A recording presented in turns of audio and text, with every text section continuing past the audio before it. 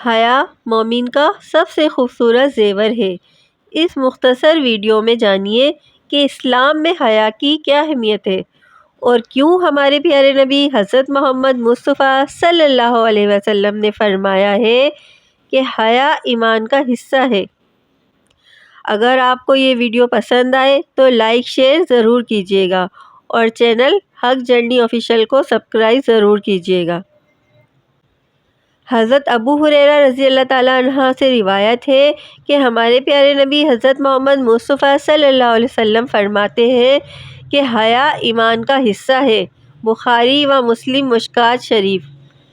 تشریح: حیا کی وجہ سے آدمی بہت سے گناہوں یعنی زنا، چوری، گالی گلوچ وغیرہ سے بچ جاتا ہے۔ اسی وجہ سے علماء نے فرمایا ہے کہ اگر بندہ حرام کام کا ارتکاب کرتا ہے تو اس میں حیا کرنا واجب ہے۔ اگر کام مکروہ ہے تو حیا مندوب اور اگر کام مباح ہو تو حیا عرفی ہے۔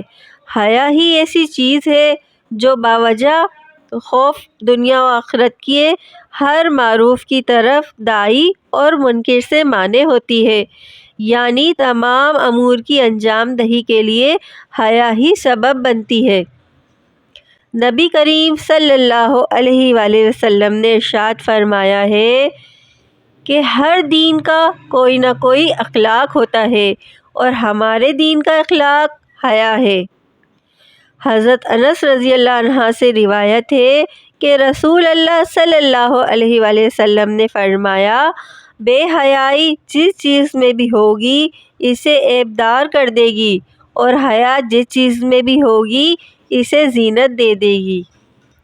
حیا سے انسان میں بہت سی خوبیاں پیدا ہو جاتی ہیں جو ایمان کو مضبوط بنانے میں مدد دیتی ہے۔ زبان سے ہمیشہ اچھی بات نکالنا، نظر نیچے رکھنا تاکہ کسی خراب جذبہ ابھارنے والی چیز پر نظر پڑ کر دل خراب نہ ہو جائے، کسی کو غصے سے بھرا ہوا جواب نہ دینا جس سے دوسرا غضبناک ہو جائے، یہ سب باتیں حیا کہلاتی ہیں۔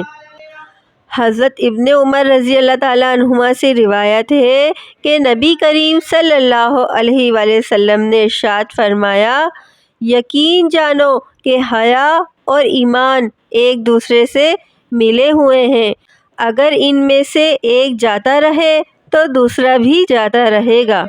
حضرت عمران بن حسین رضی اللہ عنہ سے روایت ہے کہ ہمارے پیارے نبی حضرت محمد مصطفیٰ صلی اللہ علیہ وآلہ وسلم نے ارشاد فرمایا کہ حیا کا نتیجہ ہمیشہ اچھا ہی ہوتا ہے۔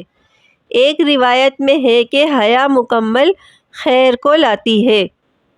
ایک حدیث میں آتا ہے کہ حضرت ابو ہریرہ رضی اللہ عنہ فرماتے ہیں کہ رسول اللہ صلی اللہ علیہ وآلہ وسلم نے فرمایا کہ حیا ایمان سے ہے اور ایمان جنت میں لے جانے والا ہے اور بے حیائی سخت مزاجی سے ہے اور سخت مزاجی دوزخ میں لے جانے والی ہے۔ جناب ابو سعید خدری رضی اللہ تعالیٰ عنہ نے فرمایا کہ رسول اللہ صلی اللہ علیہ وآلہ وسلم کسی کنواری دوشیزہ سے بھی زیادہ باحیا اور شرمیلے تھے۔ جب آپ صلی اللہ علیہ وسلم کو کوئی بات ناگوار ہوتی تو ہم اسے آپ کے چہرے کے تاثرات سے پہچان جاتے تھے۔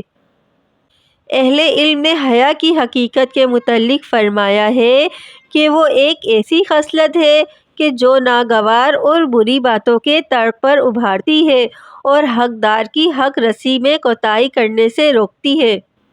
جناب ابو القاسم جنید بغدادی رحمۃ اللہ نے فرمایا ہے کہ حیا یہ ہے کہ آدمی اولاً اللہ تعالیٰ کے انعامات اور مہربانیوں اور نعمتوں پر غور کرے اور پھر اپنی کوتاہیوں اور غلطیوں کا جائزہ لے، اس کے نتیجے میں جو کیفیت پیدا ہو اسی کا نام حیا ہے۔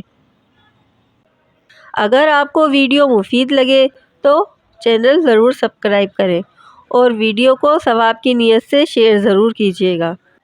اللہ تعالی ہمیں دین کا صحیح علم حاصل کرنے اور اس پر عمل کرنے کی توفیق عطا فرمائے۔ آمین یا رب العالمین۔